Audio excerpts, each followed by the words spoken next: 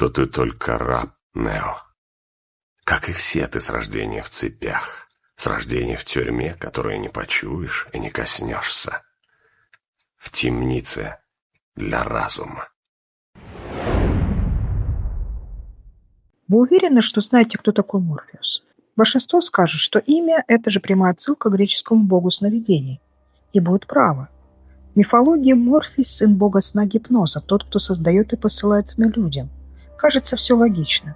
Матрица – это как мир-сон, а Морфеус – это тот, кто в этом мире главный и может из него вывести. Но что, если я вам скажу, что это лишь верхушка айсберга? Блестящая, но уж очень слишком очевидная уловка, которую создатели оставили на самом видном месте. Что, если подлинная и глубинная суть этого персонажа раскрывается не в мифах Древней Греции, а через призму тысячелетних ведических текстов Индии?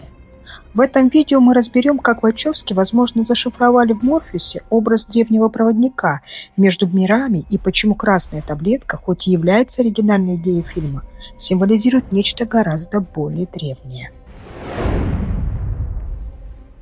А прежде чем мы начнем наш разбор, как всегда, наш маленький ритуал благодарности. Пожалуйста, оплатите свою дакшину, поставьте лайк и подпишитесь на канал. Так энергия знания продолжит движение и вернется вам во благо. Итак, греческий след понятен. Имя Морфеус идеально ложится на концепцию матрицы как искусственного сна. Он повелитель снов, знающий их природу изнутри.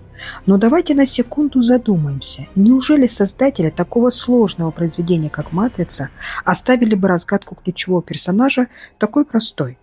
Это выглядит почти как намеренное отвлечение внимания. Чтобы копнуть глубже, нужно посмотреть на саму «Матрицу». Что это такое? Не просто сон. Это тотальная иллюзия, которую невозможно отличить от реальности. Темница для твоего разума, как говорил сам Морфеус.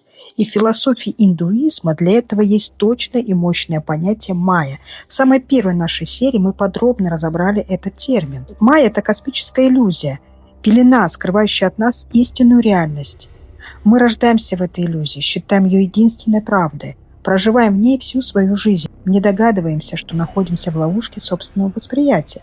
Матрица – это идеальная техногенная модель ведической концепции майя. И если матрица – это майя, то тот, кто предлагает из нее выход, уже не просто проводник из мира снов. Его роль становится неизмеримо важнее. В ведической традиции того, кто способен провести человека сквозь завесу майи к истинному знанию и освобождению, всегда называют гуру. Гуру – это не просто учитель, это духовный наставник, рассеивающий тьму невежества. И вот образ Морфеуса начинает играть совершенно новыми, куда более глубокими красками. Если рассматривать Морфеуса через призму концепции гуру, его действия перестают быть просто сюжетными ходами. Они становятся точным отражением пути духовного ученика. Вспомните легендарную сцену с таблетками. Это не просто выбор между сном и бодрствованием. Это фундаментальный духовный выбор, который гуру предлагает ученику. Синяя таблетка – это путь сансары, бесконечного цикла перерождения внутри иллюзии, майи. Красная же таблетка – это символическое приглашение на путь знания и освобождения. Это начало трудного, болезненного путешествия к реальности. Заметьте, что говорит Морфеус. «Я предлагаю только правду, больше ничего». Это квинтэссенция обещания гуру. Он не сулит легкой жизни или счастья. Он предлагает лишь одно – истину. И как в духовных практиках этот выбор должен сделать сам ученик. Гуру не может заставить, он может лишь указать путь. Что делает Морфеус после того, как Нео выходит из матрицы? Он не просто учит его драться, он учит его освобождать разум. Все эти тренировки, прыжки, спарринги нацелены не на мускулы, а на разрушение ментальных оков, оставшихся от жизни в матрице. Фразы Морфеуса будто взяты из пособия для духовных наставников. Например, «Освободи свой разум», «Ты думаешь, что это воздух, которым ты дышишь?» «Хватит пытаться ударить меня, просто ударь». Он заставляет Нео усомниться в самой основе его реальности. Он показывает, что законы физики, гравитации, скорость – все это лишь правила иллюзорного мира, который можно нарушить. Это и есть процесс, который в ведической традиции называют самосознанием. Гуру подталкивает ученика к пониманию, что он не тело и не ум. Морфеус делает с Нео то же самое, заставляя его осознать, что он не Томас Андерсон, а Нео, который способен изменить матрицу.